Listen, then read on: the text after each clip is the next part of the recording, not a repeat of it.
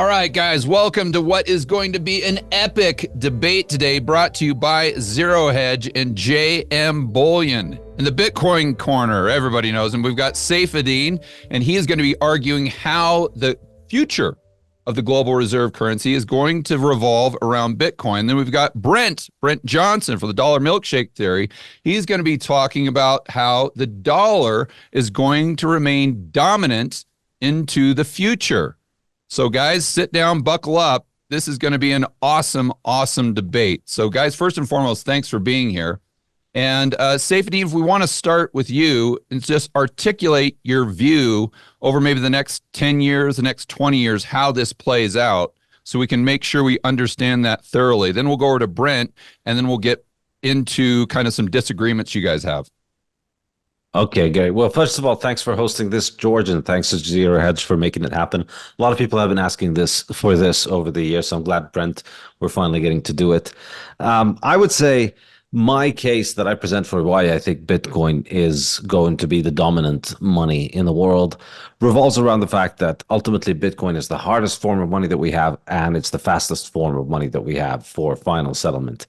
It's digital, automatic, mechanical money. It's a step forward in the operation of money, no less significant in the equivalent to in telecommunications when phones started to work without needing an operator to connect your call to somebody else. You don't have to talk to the operator anymore. Your phone does the thing by just pressing the numbers. You press the right number, you get the right person on the other end. There's no person to talk to. This was a huge improvement in telecommunication. And of course, it's opened the door for enormous further improvements along the line. And I think Bitcoin is like that because we get rid of a central bank. We don't have a monetary policy. We don't have a person in charge of monetary policy. We don't have a person in charge of payment clearance.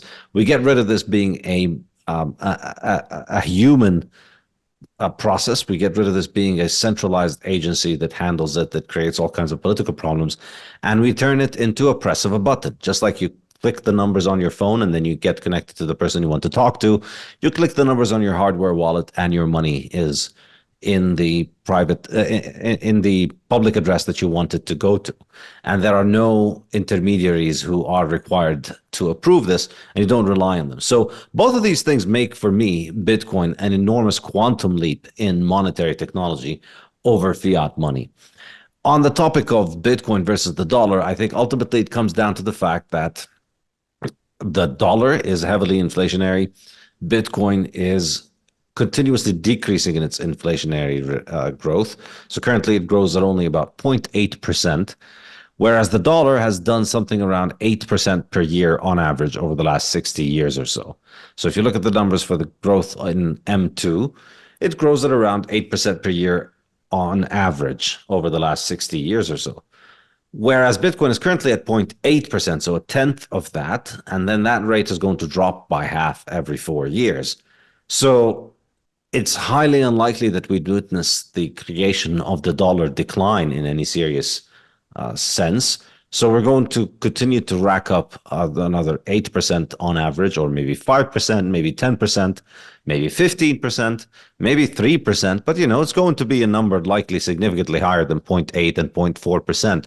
So if you just extrapolate 10, 20, 30 years down the line, there will be an exceptionally larger quantity of dollars out there, as with euros, as with Chinese yuans and Japanese yens. But the quantity of Bitcoin is going to still be growing at an ever decreasing rate. And so that can only translate to one thing in the long run, which is that likely Bitcoin is going to appreciate significantly compared to all these enormously inflationary currencies. And so over time, what this means is it's not just a niche little thing where, a few internet nerds are going to get rich because their weird internet coins have pumped. At some point, the pumping can take you to stages where Bitcoin grows into something completely different from what it currently is or what it was initially. And that is truly a function of the liquidity. As the liquidity in Bitcoin grows, Bitcoin transforms from being a small market into being a more and more liquid market. And so it becomes more and more important for international trade and for international movements of capital. And so we're at a point right now where the Bitcoin market is around $1.4 trillion or $1.3 trillion. The global treasury market, which is the world's biggest, most liquid market, where the world's largest institutional investors and central banks park their wealth, the treasuries market is around $25 trillion. So Bitcoin has appreciated significantly quickly over the past, and it may well do this again.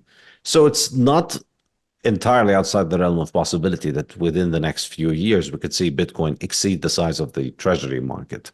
At which point, it's not just a curiosity, at which point it means that every large financial institution in the world faces a fiduciary duty to think about investing in Bitcoin because of the appreciation of Bitcoin, but also because of the large liquidity that allows them to enter and exit positions at that point, which is going to be, significantly large, similar to the case of treasuries.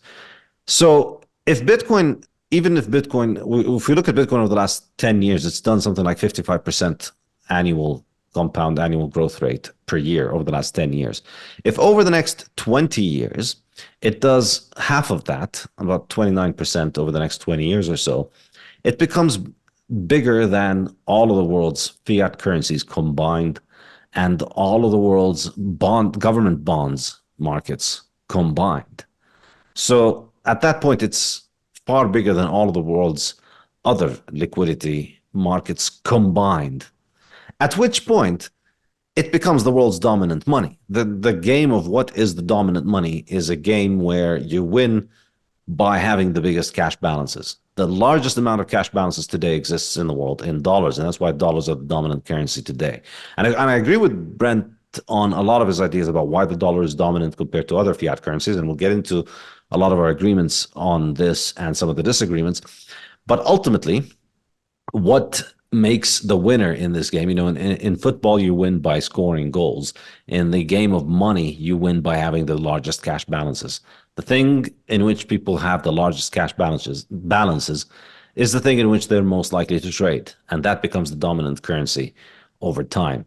And so that's how gold became monetized. That's how within government monies, we see that the dominant currencies are the ones with the biggest cash balances, the ones that people want to hold, because for all of its faults, the dollar is still superior to the rest of the fiat currencies.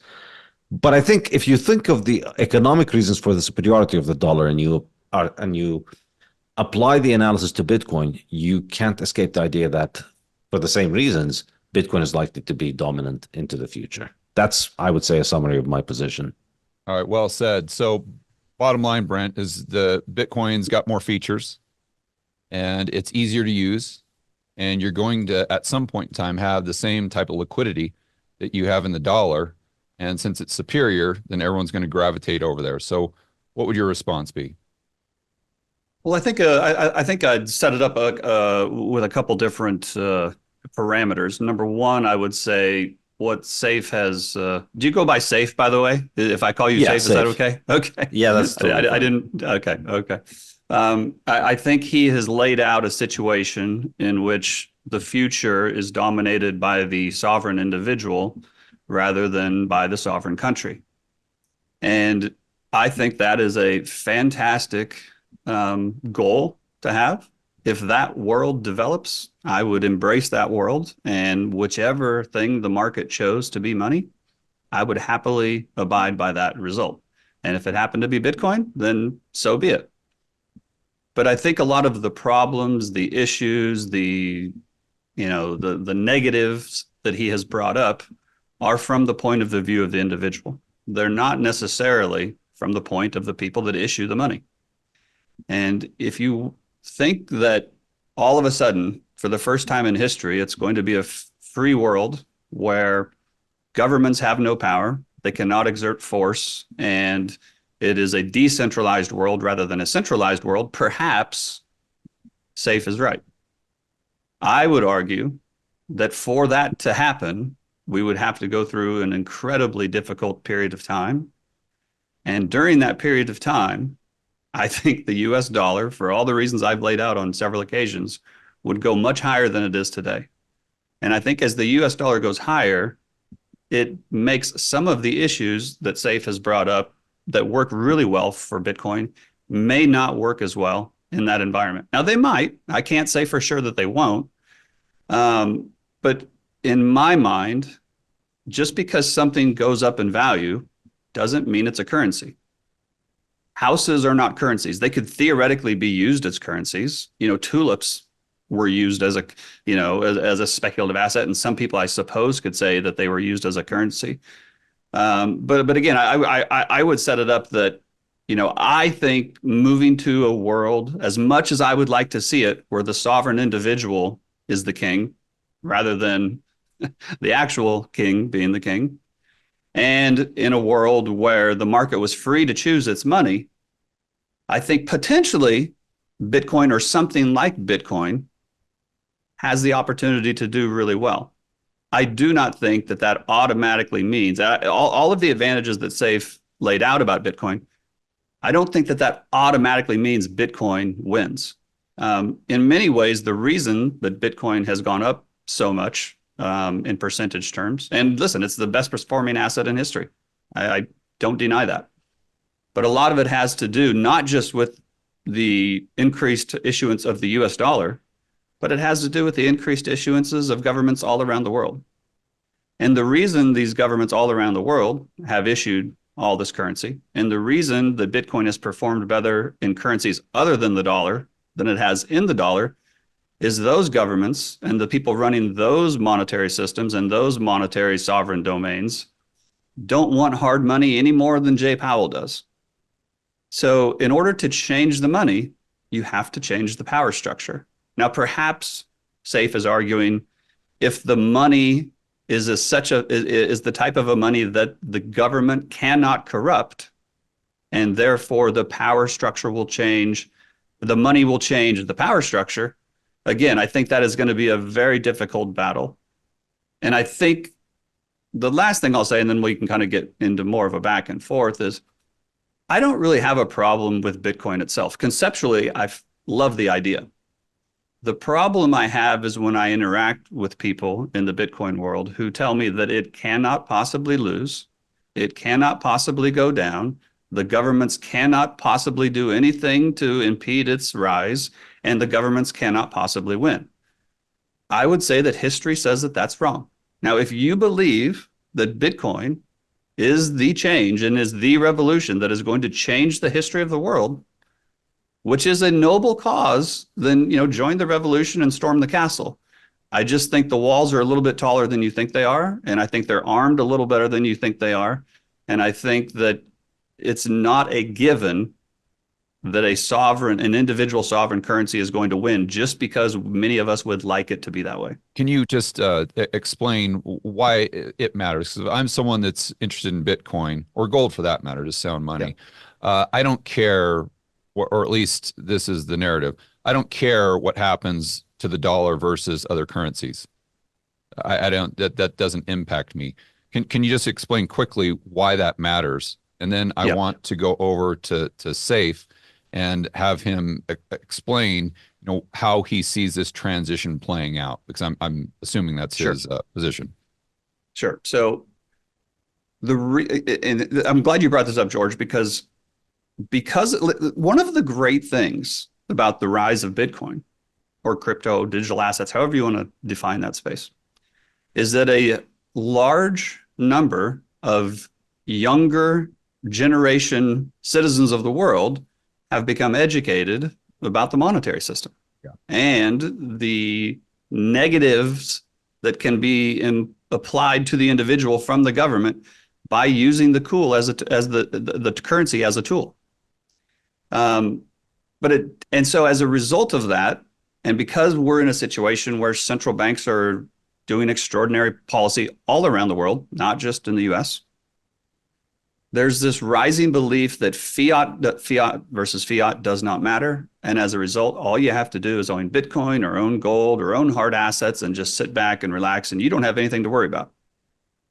And I would caution people against that view. Again, it's incredibly important to understand that.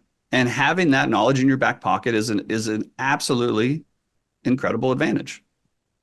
but it's not a given, and it doesn't mean it's going to be easy.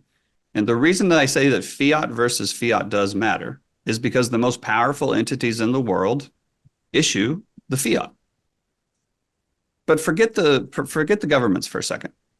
If you look back at every financial crisis for the last 40 or 50 years, now I'm sure there's one or two exceptions that people can find, but by and large, almost every financial crisis that we have had has some element of a carry trade gone wrong in it. And a carry trade is basically when you borrow in one currency that you invest it in another currency or in another asset, and you borrow it in the cheaply yielding currency or the cheapest currency, and you invest it elsewhere. And it's typically done in a currency that you can't print. You don't control it, and you can't print it. And that all works great because currencies lose value. Fiat currencies lose value. The problem is that when those currencies move against each other, even if they are all falling versus real things for the moment, if one currency moves dramatically versus another, it causes a liquidity crisis. And then it becomes a financial crisis. And then it hops from one country to another. All of a sudden you have a regional crisis, and then eventually you have a global crisis. That doesn't change just because you own gold or you own Bitcoin or you own real estate. And every time we have had a significant liquidity event, assets or currencies or gold or Bitcoin, whatever you want to call it, however you want to label these things, fall in a liquidity event. And the reason they fall in a liquidity event is in a liquidity event, there is not as much quote unquote money to go around. It's a deflationary event. Now, historically, the governments have been able to get it under control, sometimes in a few days, sometimes in a few weeks, sometimes it takes 6 or 7 months. And then they unleash the printers and it eventually goes back higher. But in those few days or those few months, people that, don't just own the asset itself, or they have some kind of a leverage, or they had some kind of carry trade exposure, get liquidated because they're not making the decisions anymore. The margin clerks are making the decisions. The banks are making the decisions. Right. And so fiat versus fiat still matter. If you live in the real world rather than up on a mountaintop and you just, you have your own source of water and you have your own source of food and you have another source of income that you don't need to touch your Bitcoin or your gold or whatever it is, then perhaps you can just sit out and watch everything happen. But if you actually are involved in society, fiat versus fiat matters very much.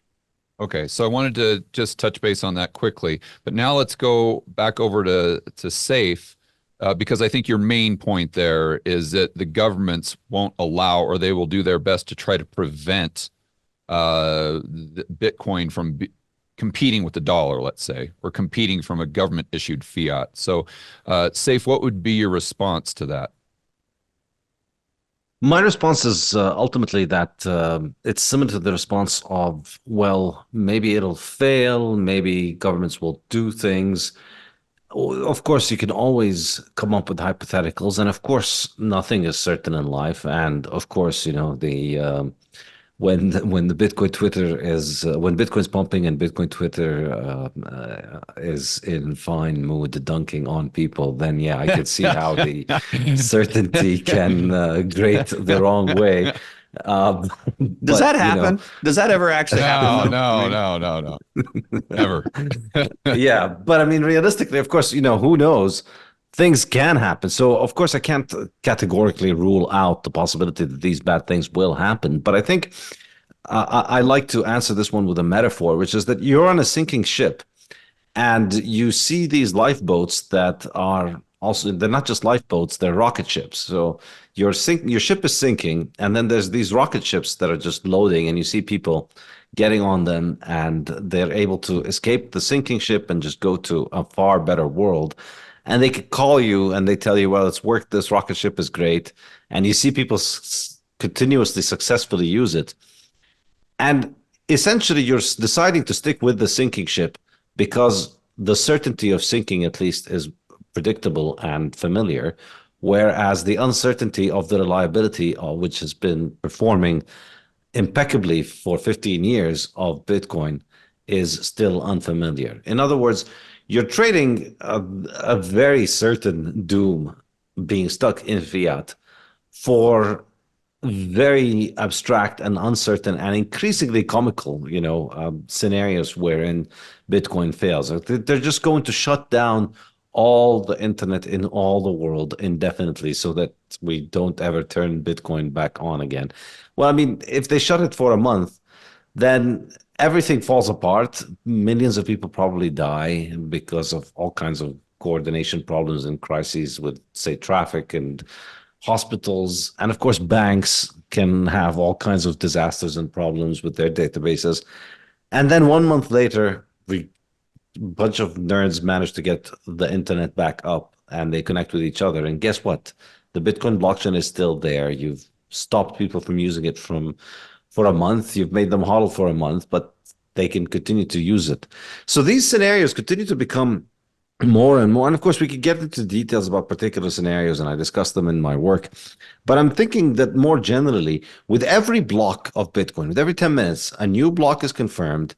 And now we've had something like 850,000 blocks or something like that over the last 15 years or so. With every single block that's confirmed, that's an extra signal indicating that this thing works as advertised, even though it's not advertised by anybody, but it works, and it continues to work. It continues to be expected to be working for longer, the longer it survives.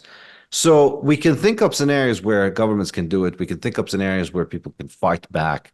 But ultimately, I think what we see here is that this is just a technology which allows us to perform the functions of money much more reliably than the primitive alternatives that government offer us. And so whenever you mention the problems and the angles of attack, you have to keep in mind that with all of these angles of attack, Bitcoin is far better prepared for helping you withstand the attack than fiat. Because another way of putting this is it's still far more lucrative for them to go to after fiat users than to go after Bitcoiners, because Bitcoin is so small. And yet Bitcoin continues to work. So I'm a living example of somebody who managed to get financially, to get out from a place that was financially collapsing, Lebanon, because I used Bitcoin. So, and people in Lebanon used to tell me, well, what if Bitcoin fails? Well, guess what? Their central bank failed and Bitcoin is still working. And so, that episode happened. That ship sunk and the rocket ship took off, and it's game over. So yeah, you can think that it might have been legitimate to have concerns back then, but we're seeing this increasingly all over the world, that we see these problems with the national currencies, and Bitcoin continues to serve to help people escape these problems. It continues to work. It continues to appreciate in the long term. Pretty much anybody who's bought it and held for a couple of years is up. At this point, everybody's up except people who bought a couple of weeks, a few months ago. But it continues to work. So it continues to do its job. And so there is, I think, there is the possibility here to ask, well, what if it does actually work? So you don't have to go as far as saying it's 100% certain that it will work. But if it does work, I think it's extremely significant for the issue that Brent was mentioning towards the end of his comments, which is fiat versus fiat matters. I mean, it matters in a dog-eat-dog kind of situation, but really, if the majority of your cash balance is in Bitcoin, then it doesn't matter. Then you can switch around between fiat currencies if you need to. You are able to find people who are protected from whoever it is, whichever fiat user happens to have the resources that you need. You can liquidate your Bitcoin for their shitcoin fiat and get whatever resources that they have. So it really minimizes your degree of dependence and reliance on the fiat system to the point where none of this stuff matters. I think ultimately, when I ask everybody who's a money manager or who's managing their own money portfolio, ultimately you have to look at Bitcoin, holding Bitcoin as the real the real opportunity cost, or we could even say the real risk-free rate of return, because you just put it in software, you encode the value into a bunch of numbers, and as long as you keep those numbers safe, you are outperforming pretty much every money manager in the world. And so, But what good can I? is learning about So- all of this fiat world? Yeah, so Let- Brent, if I were to summarize here, and Safe, correct me if I'm wrong, basically the governments are having to play a game of whack-a-mole that just becomes more and more and more and more difficult. So sure, they can make it illegal. Sure, they can ban the internet, but this is only temporary. So at a certain point, the governments play this game of whack-a-mole and the moles just completely overwhelm them. So go ahead and finish your Yeah. thought. I apologize, but then kind of maybe touch on that as to what you think governments will do to win that game of whack-a-mole, which seems, to Safe's point, like it's kind of, sure, they could set up temporary roadblocks, but if Bitcoin is superior, it's just kind of an inevitability based on, not 100% probability, but the probabilities are very high. Well, okay, so there's a couple different things here, and listen, in many ways, I don't necessarily disagree with what Saif has said, but a couple caveats. Number one, I think just because something goes up in price and does very well and becomes a very highly desired asset does not mean it is going to be the world reserve currency. It does not mean it is going to topple governments and the fiat currencies are going to go away. So if somebody feels that having Bitcoin as part of their portfolio makes a lot of sense to them for all the reasons that Saif has laid out, like, go for it. I don't have an issue with that part of it. But that doesn't mean it's going to be the world reserve currency, right? And these are two fundamentally different things. The second thing, as I would say, is that Saif mentioned, you're choosing the certainty of sinking slowly, right, rather than the uncertainty of potentially jumping on a rocket ship. That would be fine if historically the rocket ships actually were taking off while fiat was sinking. But historically, that's not what happened. Historically, what has happened is in these crises is that fiat rises in value versus assets. That's the liquidity crisis, right? Bitcoin is not immune from this. Bitcoin's been around 15, 16 years. Go back and look at every liquidity event in the world since 2009 and see what Bitcoin price did during those liquidity events. Now, I happen to think that Bitcoin is the best pure play next to gold on global liquidity. If there's lots of liquidity and there's money swashing around and fiat, circulation is high, Bitcoin does great. I mean, all you got to do is look at a chart to say that, there's no arguing with a price chart. But that's not what I'm talking about here. I'm talking about in a crisis. Bitcoin has not yet, maybe it will, but Bitcoin has not yet proven itself in a crisis. The other thing I would say is in that crisis, not only has the price historically gone down, but if the governments around the world decide to, unload the off ramps or shut down the off ramps. Now, listen, they can't ban Bit or they can't outlaw Bit. I mean, they can't get rid of it. The internet's still going to be there. But if you don't think that they have no ability to affect the price, then I would ask, why does everybody get upset when Operation Choke Point gets rolled out? If Operation Choke Point doesn't hurt the price, then why do people get upset about it? Why write these articles about it? Why care when Barack Obama said the other day, people can't be walking around with a Swiss bank account in their pocket? And the reason people do get upset is they do have ways to affect it. They do have ways to shut down the off ramps. They do have ways to prevent you from using it in a crisis. Now, can they perfectly shut it down? Can they perfectly stop it? I don't think so. Black markets have been around for as long as people have been around, and they always will be. And there will always be ways to circumvent the law. And, I actually would encourage people without getting myself in trouble here, figure out a way to circumvent the laws because the laws are typically not in your favor, right? But just because you are figuring out these different ways to potentially survive doesn't mean it is automatically 100% guaranteed to be successful. And this is my big point here. Just because something goes up in price doesn't mean it's the global reserve currency. I mean, I haven't heard anybody talking about NVIDIA chips becoming the global reserve currency. Why not? It's outperformed Bitcoin.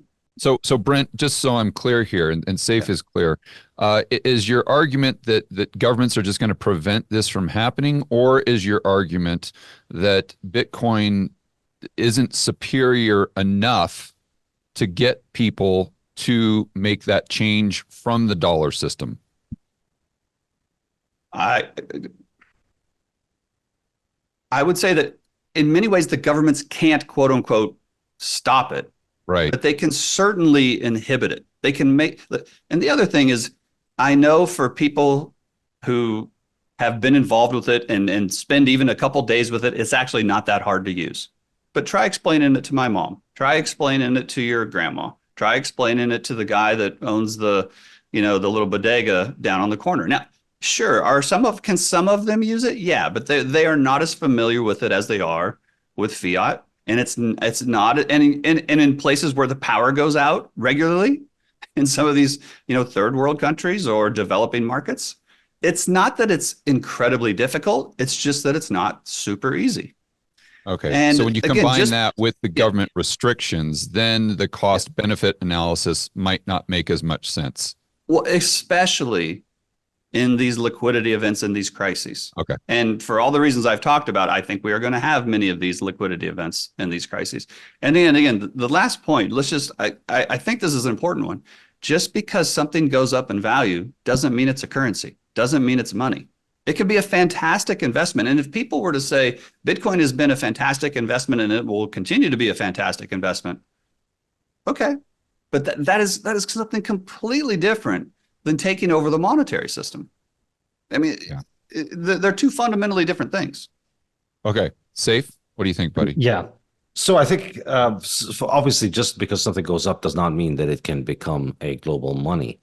But there are other properties to Bitcoin. It doesn't just go up. And I'm glad you mentioned NVIDIA.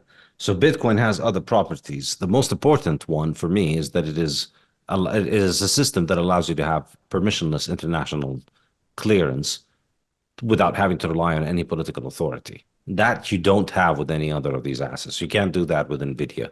You can't send NVIDIA to people in Gaza right now, as people are doing with Bitcoin.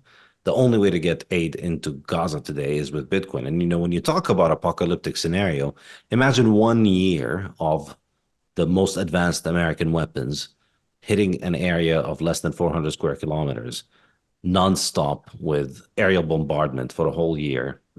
You had the Minister of Defense go on the first day saying, we are fighting human animals. We're not going to give them electricity or water. They've destroyed all the infrastructure. They've done everything. And yet people still manage to get their phones running, get their Bitcoin, sell Bitcoin, and there's still a liquid market for Bitcoin taking place in there, because it's the only way that you can get money in and out. It's permissionless. Nobody can stop it.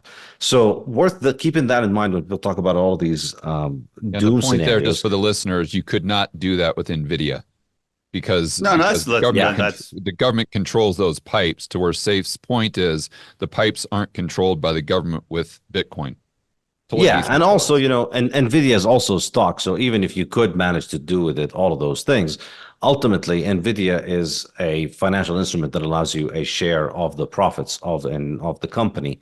And that doesn't work as money. Stocks and money are just different things. They're like cars and houses. A good car doesn't become a good house. So, and the reason for that is you want the value of money to be subject to people's demand for money and people buying and selling money. And you want a market for money and an interest rate to develop on that market. Whereas with a stock, the price of the stock reflects the earnings. So you don't want people's money to be dependent on a company's earnings. If NVIDIA mess up their next chip design, then everybody loses their life savings. So because of the issuer risk, the security risk, and the fact that it is a stock and the fact that it is not permissionless, and just because it goes up, it doesn't mean it can become money. But Bitcoin, it's divisible, it's fungible, it's easily transportable, probably the world's most transportable money, because you could send $1 billion across any international border without anybody even knowing that. Or you can carry it with you in your back pocket. Yep. Or you can carry it with you in your back pocket, or just memorize it. So for me, these are the things that matter. If you have growing cash balances and something that can offer you settlement outside of central banks, something that basically does everything that central banks do, but at a press of a button, without having to talk to the operator, without having to vote for the operator, without having to vote for the people who are going to appoint the guy who's going to select the regulators for the operator. You just press a button and it sends the money. It's an infinite improvement technologically. It's so great that I cannot see humanity passing it up, because even if humanity isn't quite smart enough to get it, the people who get it are going to benefit so much at the expense of the others that eventually they're going to be ending up with all of the money. And, in my book, I discuss many examples of these, how choosing the wrong money can have severe consequences, as Bitcoin Twitter is constantly reminding everyone. All right, So Brent. again, I just think we get back to the two different things. To me, Bitcoin it's an asset. It's not. And does it have certain qualities and transferability capabilities that the average asset does not have? Sure, that's probably part of the thing that has led to its rise. But again, we're getting back to taking over. If the debate is whether or not Bitcoin is going to rise in price, that's a completely different debate than is it going to take over the monetary system. So, And Brent, again, I what think features does the dollar have that are superior to Bitcoin? That would you see what I'm saying? Well, Go ahead. the network, for number one, the network. The dollar is essentially the biggest network in history. It doesn't matter whether you are on a mountaintop in Kathmandu, a football field in Sutherland, Nebraska, or an old library, in Timbuktu. Everybody knows what the dollar is. Everybody knows what the dollar exchange rate is to the local currency. Everybody has probably held a dollar at one point or another, and everybody has assets and liabilities denominated in that currency. The idea that just, over the space of a couple of months or a couple of years, that's all going to change, and it's now going to be something else. And there won't be incredible volatility if and when that ever happens. To me, it's kind of absurd, to be quite honest. Now, this has nothing to do with the price of Bitcoin. I'm talking about the system itself. And then the last thing is I really cannot express this enough. I love the idea of a market-chosen private currency. Okay? But historically, that is not how the world has worked. I know, Saif wrote about this in his book, and just about any book on monetary history that you pick up, you can read about how, primitive societies used to trade chickens for cows, and then they would take the cow and they would, trade it for a house, and they'd live in the house, and then they'd rent out the house and they'd trade it for, I don't know, chickens to get eggs. But it was just inefficient, right? This barter economy was inefficient. And so eventually they settled on gold because everybody liked gold. It's a great story. I like the story myself. I've told the story myself. The problem is there's very little actual historical evidence that ever happened on any real size or scale. But what there is incredible amount of evidence is that money had many of the same qualities as debt or servitude, and that the biggest, toughest guy in the neighborhood told you what money was and told you what you owed him. And if you didn't deliver it to him on the day that you were supposed to, you ended up either, in some kind of a violent situation or prison. Now, people don't like me saying this, but that's reality. That is traditionally how the world has worked. And I would love one of my favorite ideas for a reality show is to have both a gold fundamentalist and a Bitcoin fundamentalist get sent into prison, and they have to deal with the prison economy. And whenever somebody tells them to, they need a can of sardines or something, and the biggest, toughest guy says, you got to deliver me this. And they instead say, well, this isn't really money. Gold is money, or Bitcoin is money. I would love to watch that transaction and see how that goes down. Because I did it. What's that? I said I did that. Send them to Argentina. They don't even have to go to jail. But my point is, it doesn't work like that in the real world. I mean, I love the idea of it, but it's not reality. Maybe someday it will be reality. But historically, there's two views of what money is. One view is the most marketable commodity, right? The changes at the smallest spread. The other one is the token demanded by the sovereign to pay taxes, right? And I know there's a lot of people out there saying, well, this is that MMT mumbo jumbo. I don't care what you call it. It's reality. Part of the reason fiat currency has value is you need it to pay your taxes. And if you don't pay your taxes in that fiat currency, then bad things happen to you. And so, the idea that the most powerful entities in the world will not fight back against it.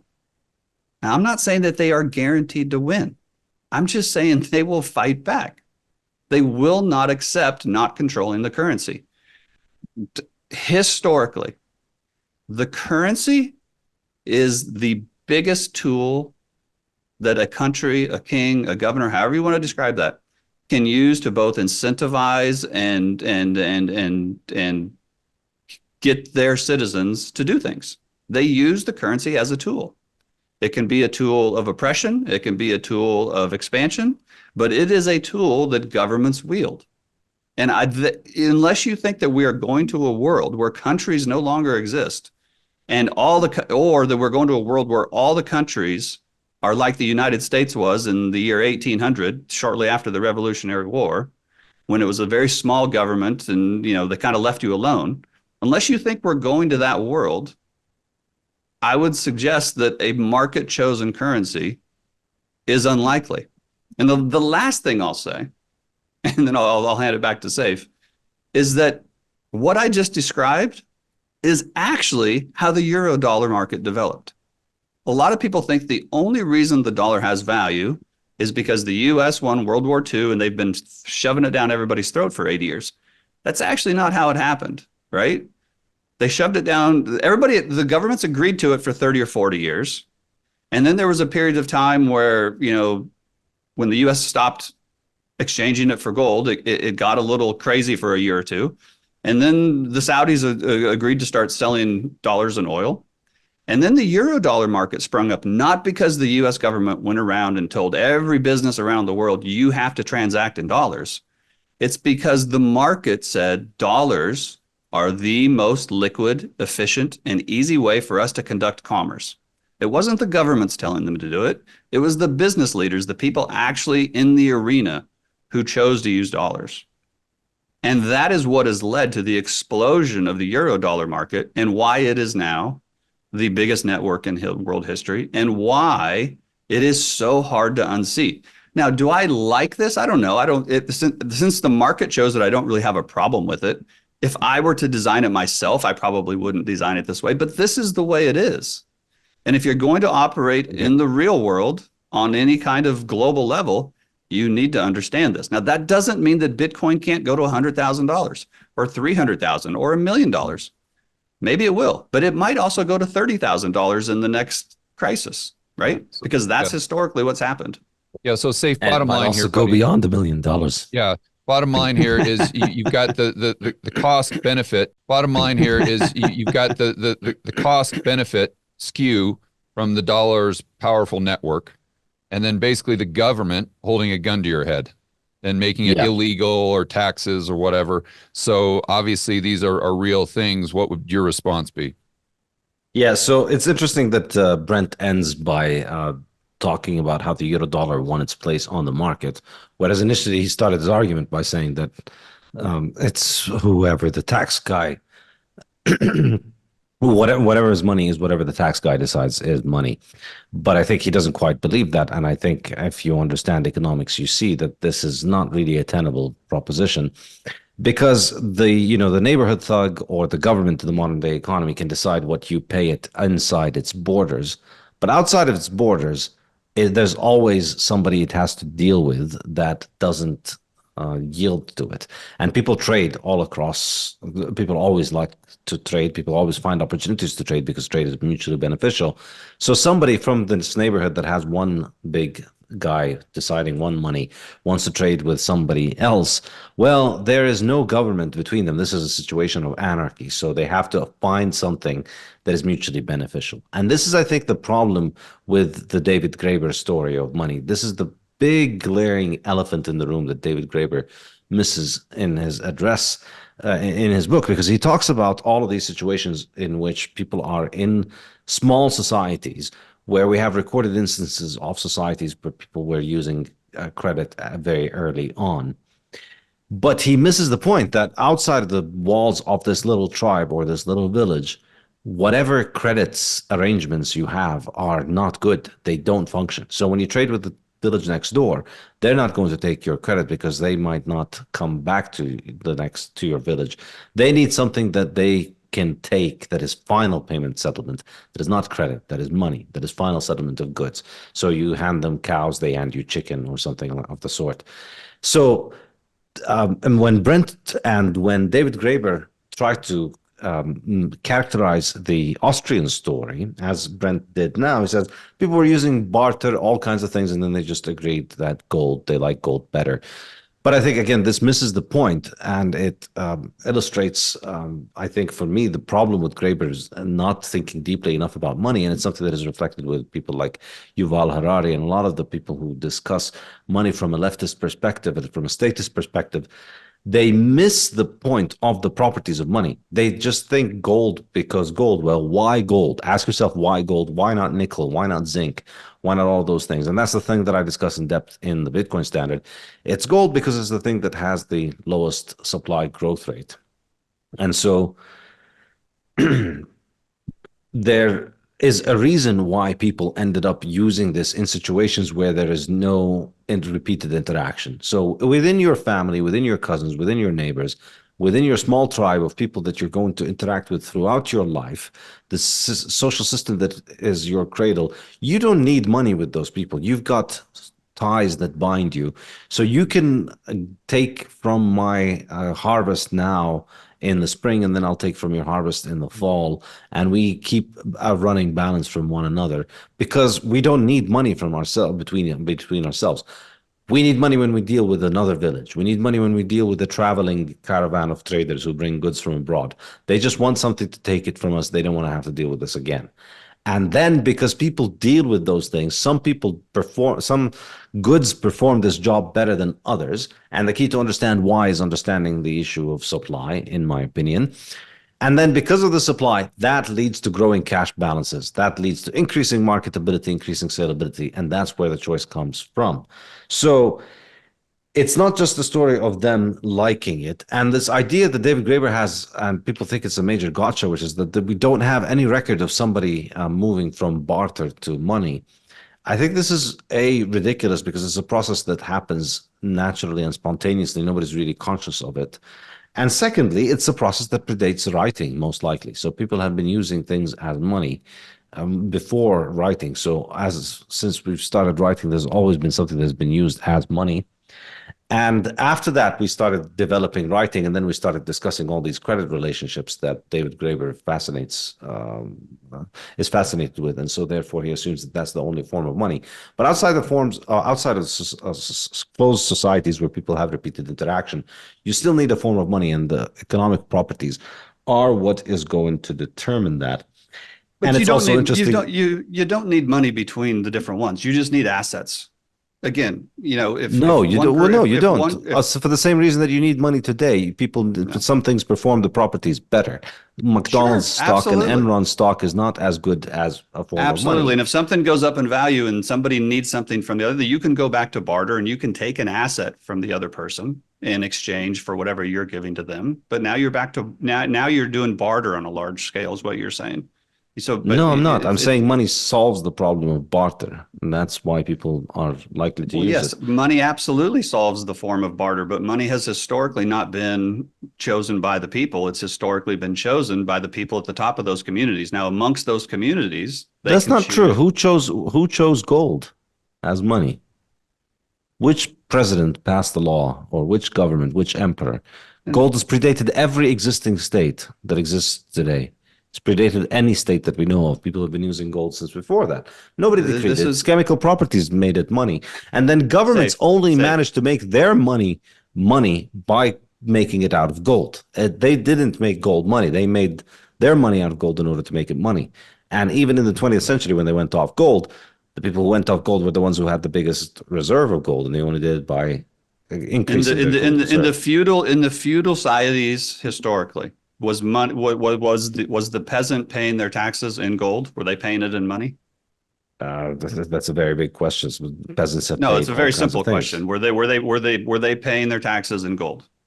sometimes silver, sometimes copper, sometimes in goats, sometimes in wheat, Yeah. sometimes they paid in their production, they paid in their energy, they paid in whatever they could eke out to give to the sovereign, whatever he wanted. Maybe he said, you owe me 5 deer. Maybe he said, you owe me a harvest of grain. Maybe you owe me 10 buckets of water. But whatever he said that they owed him, that was what they had to. And it wasn't always gold. It's a nice thing to think that gold was always money. And listen, I'm a huge fan of gold. No, but it Everybody was should always own it. money. Just It because was- some slaves have no access to it doesn't mean it's not money. And it's interesting. Okay. The two examples before you interrupted me, I was about to make the point that the example that you made was prison, and now the second example that you make is feudalism. Because yes, the state theory of money comes from an understanding of society as one giant prison or one giant feudal farm in which the feudal lord, basically the Keynesian economist, gets to milk the cattle that are the population to the benefit of the owners of the farm, essentially the banking cartels that own these democracies. And it's not an understanding of society as being a bunch of free people with free will. But that's really all historically, people have not been free with free will. Right, but his point, Brent, is obviously that now in today's day and age, especially with Bitcoin, if the government puts a gun to the American citizen's head and says, we want you to use dollars only, they'll just say, F you, I want to use Bitcoin. I'm going to go to El Salvador, Portugal, or So something listen, like that. and And this is the therefore go point. to another sovereign that's going to compete for that human resource, let's say, and that purchasing power by not banning Bitcoin, but welcoming it with open arms. So this is the point. This is the point I made at the very top. If you believe that we are going to go into a world completely different than the world we've had historically, where money is freely chosen by the individual and it is not forced upon them in some way or another, either via military force or legal tender laws or shutting down certain payment rail, whatever form they use. If you think that that is the future, then potentially Bitcoin has a shot of becoming the global reserve currency. I think that that is a much lower probability based on history than what Saif said. I don't have a problem with what Saif is saying is potentially could happen. It would just be an absolute revolution historically from the way life has typically worked. I love this idea, this future that Saif lays out. I think it has a much lower probability of developing than he does. Okay, so say I didn't mean to put words in your mouth there, but is that how you see it playing out? As though if the United States puts a gun to your head, then that citizen is just going to choose to take their purchasing power somewhere else where they're treated better? I think the key thing to keep in mind is that this is just a technology that increases the power that an individual has in their hand because it allows the individual to engage in modern trade and international trade without having to go through the central banking monopoly. And this is a technological breakthrough that has implications. New technologies have implications on the way in which society functions. And so what this means is that people are going to have more options. Now, how this actually plays out is difficult to tell, but I think it's worth keeping in mind the levels of empowerment that it allows to the individual and how these translate. So on the one hand, you can just take your Bitcoin and leave the country. On the other hand, there's the aspect of as growing number of Bitcoiners have a growing balance of Bitcoin, they can influence the politics. So you can have more senators and congressmen and politicians and presidents. And then they don't want to put it, which is happening right now. And perhaps even more important than that is, and I think this is the point that I feel there's going to be some poetic justice in this, in that the people who have studied Keynesian economics, the people who repeat the status theory of money, are going to be left like the Japanese soldiers on the deserted islands of the Pacific fighting the war of fiat money, while the people who own the fiat system are going to recognize that this new Bitcoin technology is so much profitable than the debt slavery farming system that they have that is called central banking, and switch to it. And I think this is truly remarkable because in the last couple of years, we've seen BlackRock, we've seen the biggest names on Wall Street start to get into Bitcoin, which is, I think, quite telling and quite interesting. Ultimately, what we have here is, I use the metaphor of gunpowder often. With gunpowder, it's a technology that allows the holder of the technology so much more power over people who don't hold it. So the question then becomes, do you, as a current person in power, as a current king, as a current president, do you ban this thing or do you try and use it? So it's nice to think, or obviously it would be nicer if you could just uninvent this thing and continue to maintain your privilege of printing money forever. But the smarter governments are going to realize, all right, party's over. There's a new technology in town. And now the real money is to be made not by printing money, it's by holding the scarce money. And I think a lot of people are going to realize that holding Bitcoin, stacking sats is more profitable, not just than playing the stock market and trying to trade in the stock market, but also than running the fiat cartel, running a central bank probably.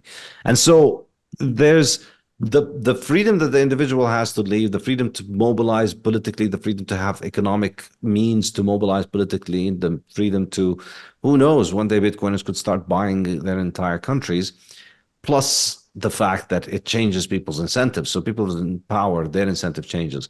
So ultimately, Brent's fallback position is that, look, in prison, this happens, in feudalism, this happens, and the world is a lot closer to prison and feudalism. Maybe you want to believe that that is the case, but the reality is now that money is digital, and we have an enormous amount of freedom in the digital world because computers are a lot harder to control because of the fact that they are much more private. So therefore, people have a lot of choice in their digital life that affects them in their real life. So the analogy with prison and with feudalism really breaks down when you keep in mind that whatever political systems want to do around you, you can carry your Bitcoin across borders, you can move around, you can hold your Bitcoin, you can still manage to use money without having to rely on them. And so there's no way that that plays out in a way that is harmful to individual freedom, in my opinion. And so, yes, it's not so much that Bitcoin is reliant on a utopia developing for it to succeed, as Brent is trying to imply. The way that I see it, it's that Bitcoin increases the amount of freedom in people's hands by making them richer and less politically vulnerable, and therefore creates a better world that allows people more and more freedom, as technology does. You know, it was the engine that freed slaves and freed women, and it continues to be more and more technological advancement that frees humanity.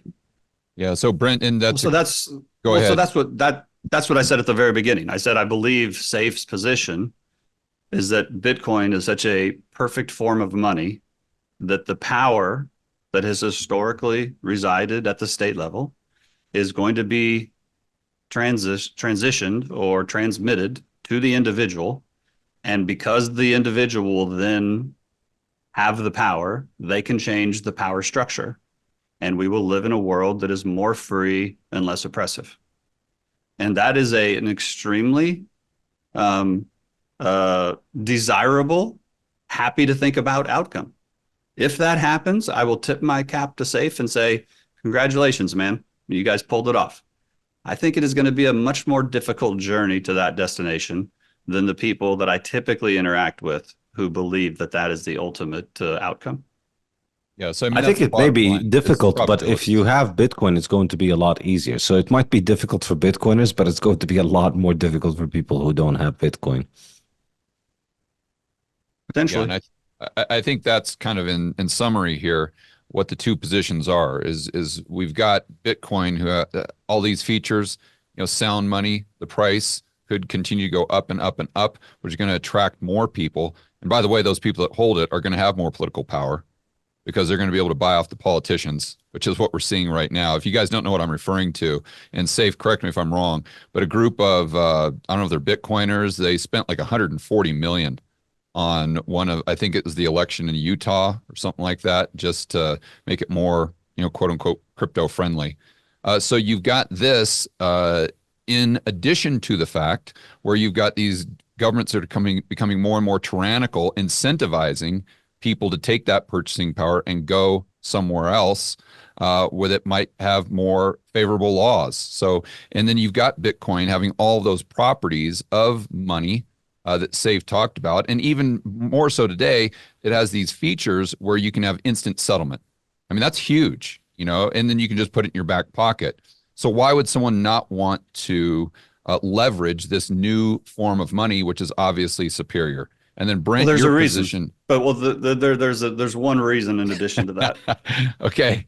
So no, I think you've summarized it correctly. Like Safe fundamentally believes that this is a revolutionary asset that is going to change the world. Yeah, but he's not saying certainties, but he's just saying probability very, very high, where you're saying probability maybe quite a bit lower because of what we've seen throughout history and governments wanting to keep control of the plebs, basically. Mm-hmm. But I would point out one additional thing, because I don't know if we have enough time to get into this or not, but like 5 minutes. Okay. So me as an individual would probably choose, if I was, implementing a system on the rest of the world, would probably choose a hard money system, right? I think all things equal, that is a more fair and just way of, living one's life, not enforcing your will on somebody else.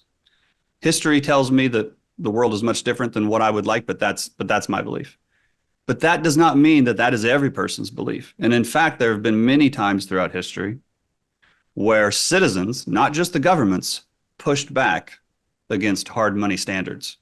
When liquidity was not provided and the evil bankers were collecting the stores and the farms and the assets of the people who could no longer pay their, loans because they were in a depressionary state, they were in a deflationary environment. Talk about the 1930s. That's a very good example, right? You just go back to the dust. The famous Cross of Gold speech was not a speech in favor of the gold standard. And it was not a speech by, the rich elite.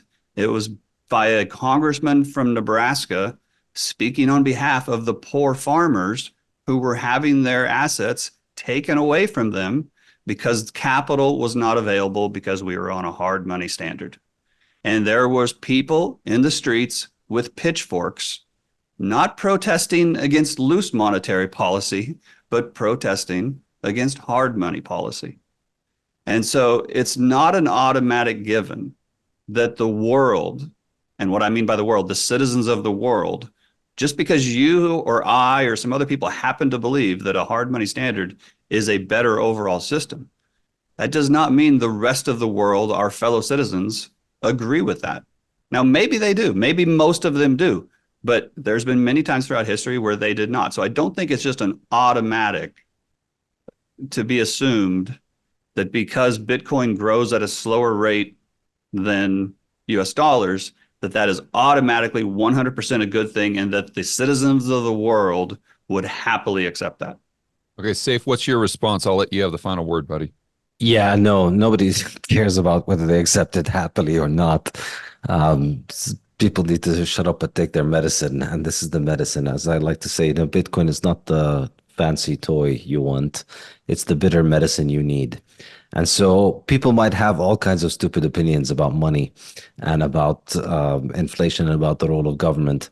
But the reality of the matter is that Bitcoin is going to make these opinions extremely expensive. And so people can believe whatever they want and people can access Bitcoin. Ultimately, what happens is, Bitcoin liquidity continues to grow. Bitcoin is available everywhere in the world. People can buy it and access it. And so therefore, as the liquidity continues to grow, people who use Bitcoin benefit. And so whether others are not happy about that or not is irrelevant. Bitcoin isn't up to a vote, so it doesn't need to win an election. It doesn't need to convince the majority. It doesn't need to kiss babies. It doesn't need to pander to anybody. It's going to make its holders rich and it's going to make its non-holders, well, it's not going to make its non-holders poor. The fiat is what's making its non-holders poor. So that's ultimately what it comes down to. And this is why I think people who talk about it in terms of whether people accept it or not miss the point. This is just ultimately making economic reality by increasing the value of the cash balances in people's hands. That's what it ultimately comes down to. And so it's always good to be skeptical, but it's also good to start being skeptical about your skepticism and think about just how expensive it is. So my invitation to Brent and to everybody who's still coming up with big brain takes on why Bitcoin is going to fail and how that might fall apart. Safe. No, but I specifically said Bitcoin wasn't going to fail. So let's not change what I actually said here. All right. Well, still, it's going to not necessarily take over and not necessarily. I mean, ultimately, there's an opportunity cost to this skepticism. And the opportunity cost is that you are on a sinking boat. So calculate your returns on the fiat market. I keep telling this to everybody. Look at your returns on the fiat market. What have you made over the last 5 years, 10 years? Have you made 55% every year? I highly, highly, highly, highly doubt it. So unless you're making that amount in your fiat market, then basically all of this pontificating about what's going on in the fiat world doesn't really matter. You're just finding ways of getting poorer than holding Bitcoin. Okay. I think, Brent, we'll end it there, buddy. I want to thank you guys both for participating in this Zero Hedge debate, again, sponsored by JM Bullion. And I want to give a shout out to the guys over at Zero Hedge as well for inviting me to host this. It's always fun to talk to really smart people. And Saif and Brent are right up there with the smartest guys I know. So thanks to everyone watching, and we'll see you next time. Thank you, guys. Thanks, Brent, and thanks, George. Take care. Thank you, guys.